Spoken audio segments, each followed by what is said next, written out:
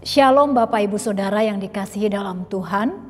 Kali ini kita akan datang kepada Zakaria 9 ayat 9 sampai ayat yang ke-10. Kita berdoa terlebih dahulu. Bapa Sorgawi, terima kasih untuk kesempatan belajar firman-Mu, mendengarkan suara-Mu. Karena itulah yang menuntun langkah kehidupan kami, mengajari kami untuk melakukan kehendak-Mu. Urapi kami semua untuk mendengarkan dengan sungguh-sungguh, tapi juga menjadi pelaku firman-Mu. Urapi hamba-Mu juga yang akan menyampaikan firman-Mu. Dalam nama Yesus kami berdoa, amin. Zakaria pasal 9 ayat 9 sampai 10, demikian firman Tuhan. Bersorak-sorailah dengan nyaring, hai putri Sion. Bersorak-sorailah, hai putri Yerusalem. Lihat, Rajamu datang kepadamu. Ia adil dan jaya. Ia lemah lembut dan mengendarai seekor keledai. Seekor keledai beban yang mudah. Ia akan melenyapkan kereta-kereta dari Efraim dan kuda-kuda dari Yerusalem. Busur perang akan dilenyapkan dan ia akan memberitakan damai kepada bangsa-bangsa. Wilayah kekuasaannya akan terbentang dari laut sampai ke laut. Dan dari sungai Efrat sampai ke ujung-ujung bumi. Amin. Bapak Ibu Saudara yang terkasih, dari SD sampai SMA hanya beberapa guru saja yang bisa saya ingat. Kalau enggak yang killer, ya yang nyeleneh. Tapi dibandingkan yang killer saudara, yang nyeleneh lebih nyantol di hati. Saya ingat waktu saya SD, waktu itu sekitar kelas 5, saya punya bu guru namanya Bu Winda. Oh saudara, dia beda dengan guru-guru lainnya yang jaim dan kaku. Bu Winda ini gak segan-segan datang ke tongkrongan kami. Dan juga dia mau memeluk pundak kami sambil menyanyikan lagu yang lagi ngetren pada masa itu. Di bukit indah berbunga. Oh kami nyanyi bareng dengan Bu Winda. Dia kalau ngajar kayak ngobrol, banyak ngakaknya Bapak Ibu Saudara. Kedatangannya selalu kami rindukan. Kenapa? Karena kedatangannya selalu membuat kami happy. Gak salah saudara, ketika dia pindah karena menikah, satu sekolah menangisinya. Saudara, walaupun zaman sudah berubah, rupanya murid-murid zaman sekarang masih sama. Mereka sangat bahagia kalau punya guru yang beda dari guru lainnya. Sebuah sekolah SMA di NTT, suatu kali mereka ngadain fashion show khusus untuk guru-guru. Saudara, saat satu persatu guru mereka tampil, semua murid bertepuk tangan dengan bersorak-sorai. Tapi saudara, suasana makin riuh, bahkan pecah tak terbendung. Tatkala Pak Guru, Pak Goris dan Bu Maya tampil.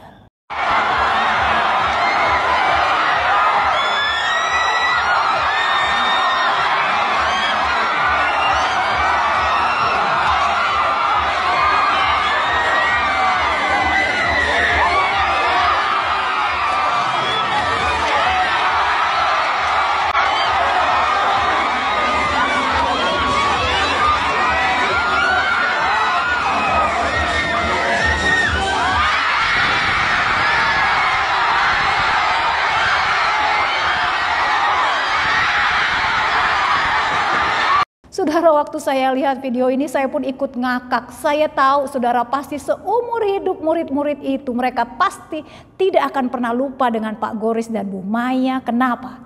Karena mereka berani tampil beda. Kehadiran mereka membuat semua murid menjadi happy. Saudara, bukankah seharusnya sikap kita sebagai orang Kristen dalam menyambut Tuhan Yesus sama seperti murid-murid SMA tadi? Di tengah kemunculan pemimpin dunia yang hebat-hebat. Ada Napoleon Bonaparte, Obama, Jokowi. Oh saudara, bukankah seharusnya kedatangan Yesus disambut dengan sukacita yang lebih dahsyat? Mengapa saudara? Karena Yesus itu pemimpin yang beda dengan pemimpin manapun bahkan yang pernah ada di muka bumi ini. Tapi bagaimana kenyataannya? Kenyataannya banyak orang Kristen, bahkan mungkin itu engkau dan saya, apatis dalam menyambut Tuhan Yesus. Kenapa saudara? Karena Yesus nggak nampak seperti pemimpin yang penuh karisma, tegas dan ditakuti. Oh saudara, dia tidak nampak seperti juru selamat. Malah seperti pria lemah yang tak berdaya disalib. Dan tak mampu melakukan apa-apa. Oh saudara, sebagian besar kita kecewa pada Sang Mesias. Kenapa saudara? Karena kita merindukan kehadiran Kristus, namun dengan harapan yang salah. Saudaraku, Zakaria pasal 9 yang baru kita baca ini sebenarnya mengisahkan situasi bangsa Israel yang kacau pasca kembali dari pembuangan. Kenapa kacau? Tanpa bait suci dan tanpa raja.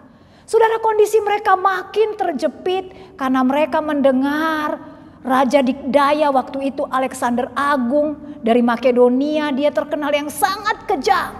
Dia akan segera datang menaklukkan wilayah sekitar Israel. Saudara, raja ini terkenal sering membantai semua laki-laki. Tak segan menjual perempuan dan anak-anak. Raja ini haus kekuasaan, gak peduli nasib rakyat. Saudara, tak pelak raja ini menjadi teror yang sangat menakutkan bagi orang Israel waktu itu. Dalam kondisi seperti itulah Tuhan menjanjikan kepada orang Israel akan mengirim seorang raja yang akan membebaskan mereka, saudara. Bukan cuman itu, Tuhan berjanji bahwa raja yang akan dikirim itu tidak seperti Alexander yang kejam. Raja yang akan datang itu justru mendatangkan sukacita yang besar. Dikatakan saudara, bersorak-soraklah dengan nyaring hai putri Sion. Bersorak-sorailah hai putri Yerusalem. Lihat, rajamu datang kepadamu, ia adil dan jaya. Oh saudara, mendengar itu mereka merasa inilah raja yang sedang kami nanti-nantikan. Inilah raja yang sedang kami rindukan. Mungkin mereka berkata di dalam hati, oh raja ini pasti dapat menghalau musuh-musuh kami. Raja seperti ini pasti dapat memulihkan kehidupan kami. Namun saudara, betapa kecewanya mereka ketika melihat raja macam apa yang diutus oleh Tuhan. Dikatakan, ia lemah lembut dan mengendarai seekor keledai beban yang mudah. Oh saudara, betapa anehnya raja yang dikirim itu. Dia tidak seperti seorang penakluk merebut kota. Dia tidak seperti pahlawan berkalung bunga yang berdiri di samping kereta perangnya dengan para sandera yang dirantai. Dia bukanlah panglima militer yang menunggang kuda putih. Bukan saudara. Raja itu hanya laki-laki biasa yang menunggangi seekor keledai. Saudara, siapa sebenarnya raja yang dimaksudkan itu? Saudara, raja ini menunjuk kepada Kristus, saudara. Ingatkah engkau bagaimana saat Kristus hadir di bumi ini? Saudara, tempat tidur pertamanya hanyalah kandang domba di Betlehem. Ia tinggal di Nazaret yang hina. Tidak ada tempat untuk meletakkan kepalanya. Oh saudara, ingatkah engkau bagaimana saat Yesus masuk ke Yerusalem? Saudara, prajuritnya hanya orang-orang rendahan. Tak ada senjata, tak ada tahta. Kendaraan tempurnya saudara bukan tank, bukan helipad. Tapi hanya seekor keledai. Saudara, saya pikir siapapun yang melihat raja seperti itu pasti kecewa. Dia gak sesuai harapan kita. Oh mungkin kita berpikir, bukankah seharusnya orang yang dipilih Tuhan menjadi raja itu seperti Salomo dengan seluruh kemegahannya.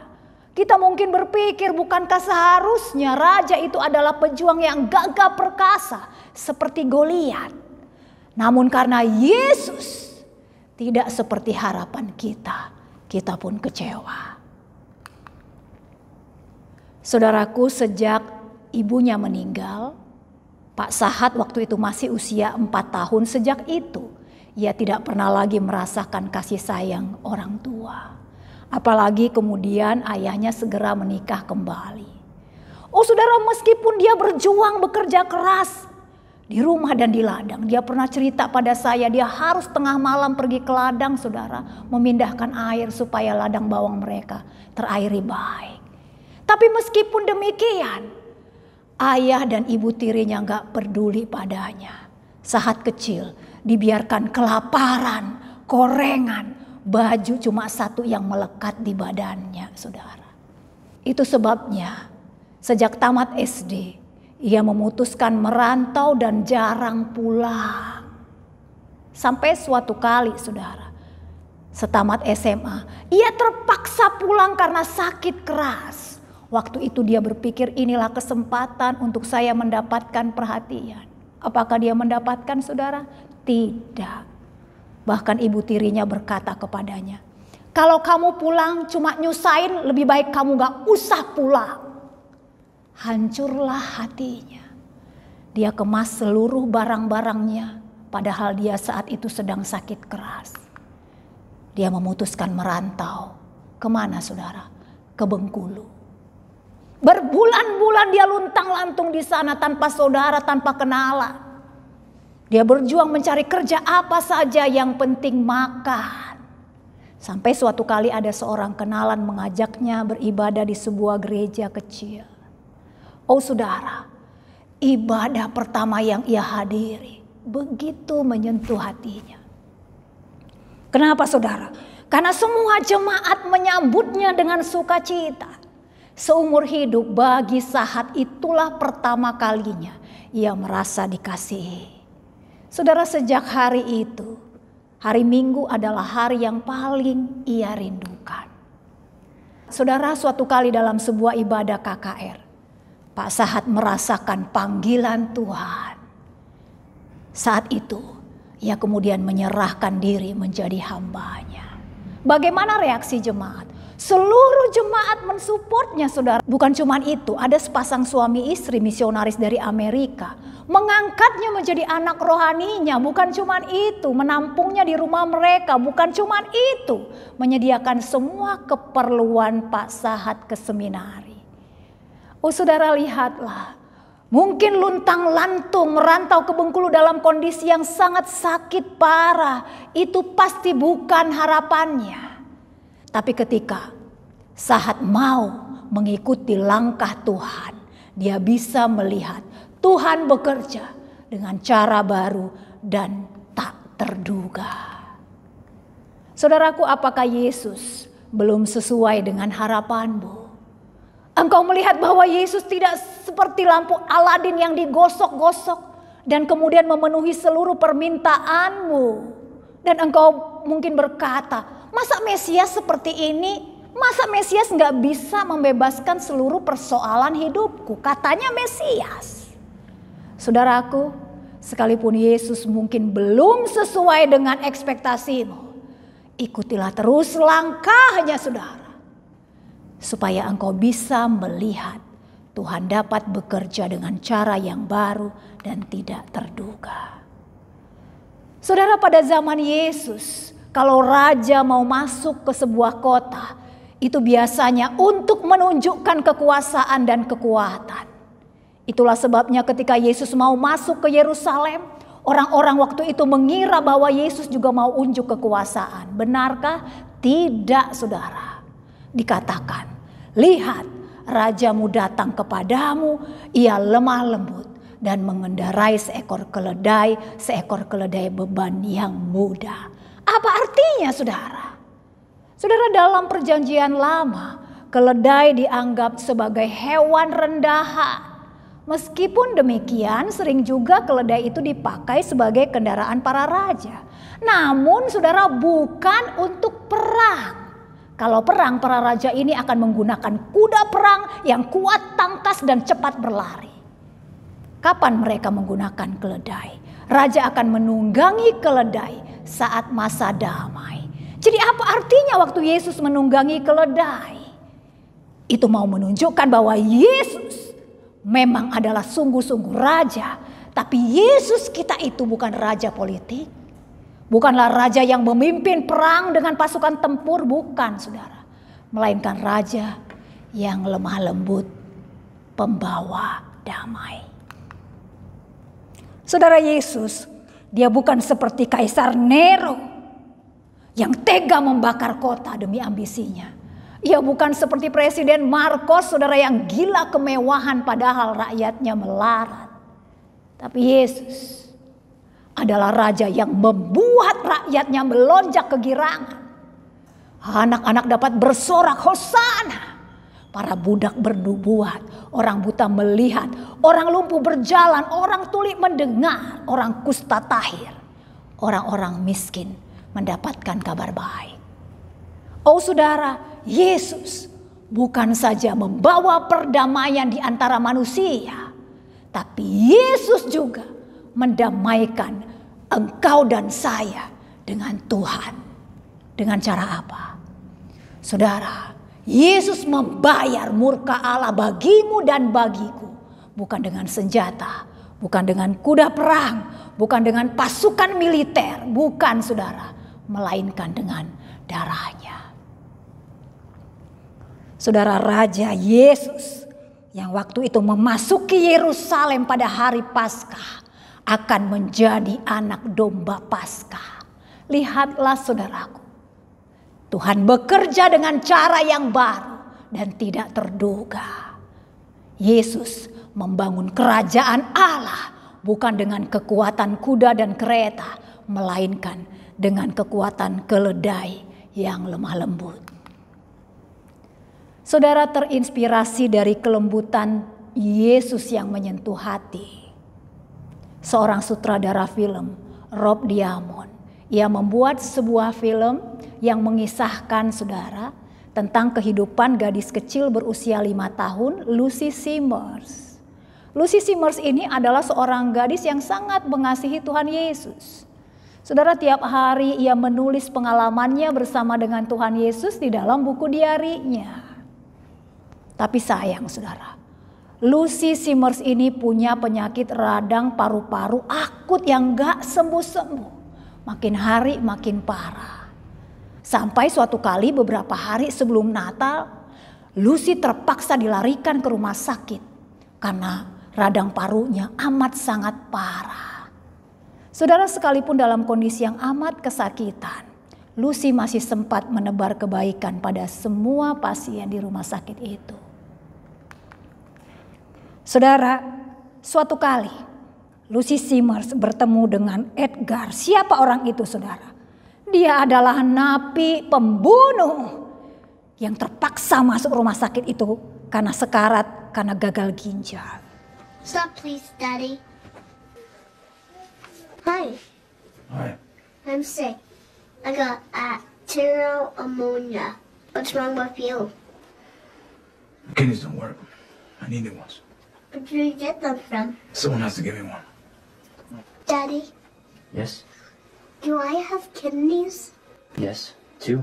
I could give you a mine. It's not how it works, sweetheart. Because you need them.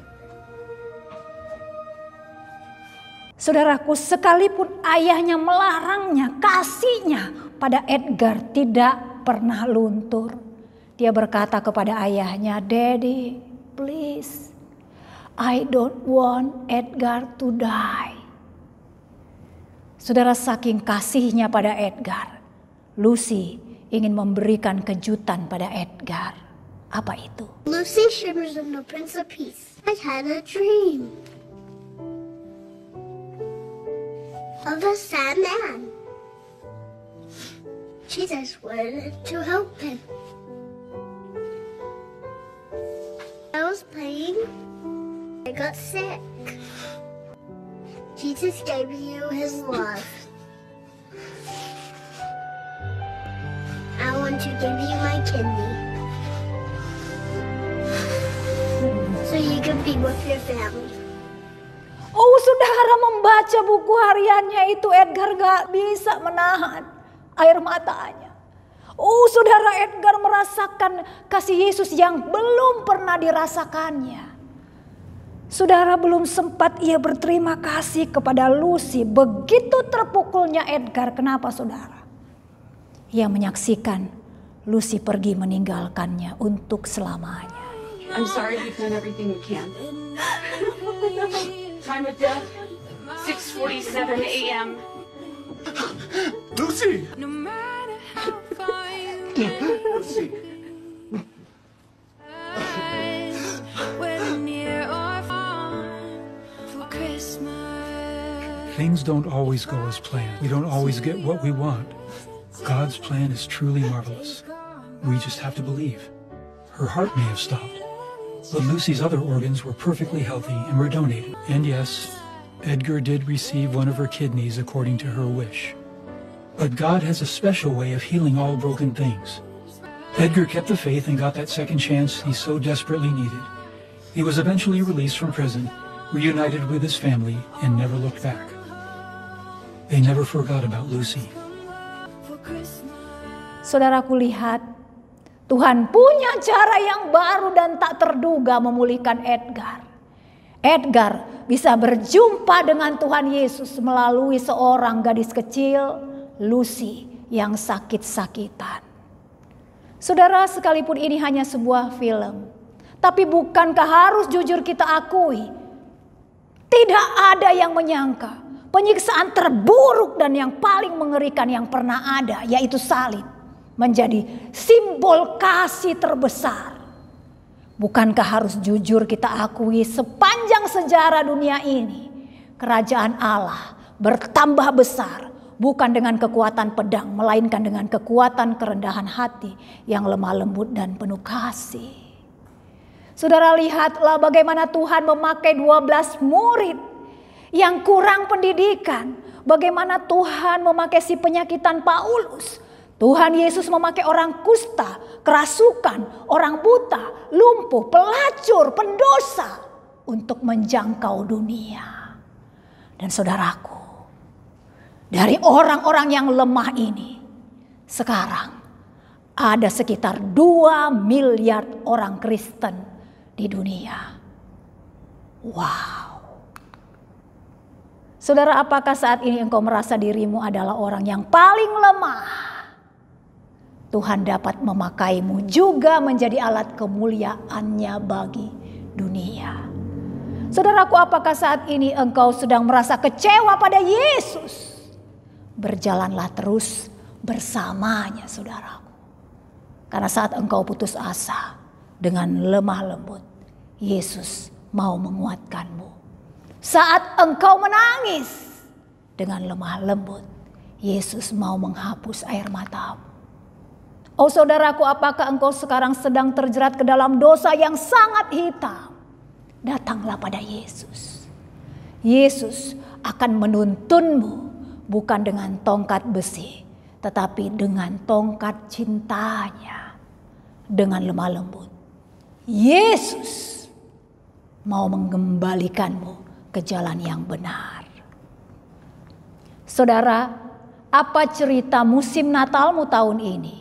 Dapat bonus, THR, dapat rumah baru, jabatan baru, atau kerjaan menumpuk, kejar target selangit? Apa cerita musim Natalmu tahun ini? Merencanakan menikah, nyari universitas, atau bahkan engkau sakit dan bahkan kehilangan? Saudaraku, apapun kisah hidupmu dalam musim Natal tahun ini, sambutlah Yesus, Rajamu, dengan sukacita. Kenapa saudara? Karena Yesuslah satu-satunya Rajamu yang benar, yang menuntunmu dengan kerendahan hati dan kelemah lembutan, hari demi hari, minggu demi minggu, bahkan seumur hidupmu. Amin. Mari kita berdoa. Bapa Sorgawi, terima kasih untuk pesan firman Tuhan. Kadang kami kecewa dengan Engkau. Engkau tidak seperti raja yang kami pikirkan. Tapi sekarang kami baru tahu bahwa Engkau Tuhan tidak datang dengan kekejaman. Tidak datang dengan kekuatan daging. Tapi dengan kerendahan hati dan kelemah lembutan. Karena Engkau mengasihi kami. Karena Engkau ingin agar kami datang kepadamu. Tuhan, dalam musim Natal ini, Bimbinglah kami semuanya yang mendengar firman-Mu untuk datang kepada Engkau. Engkau lahir di dalam hati kami. Terpujilah Tuhan untuk firman-Mu. Di dalam nama Yesus kami berdoa. Amin.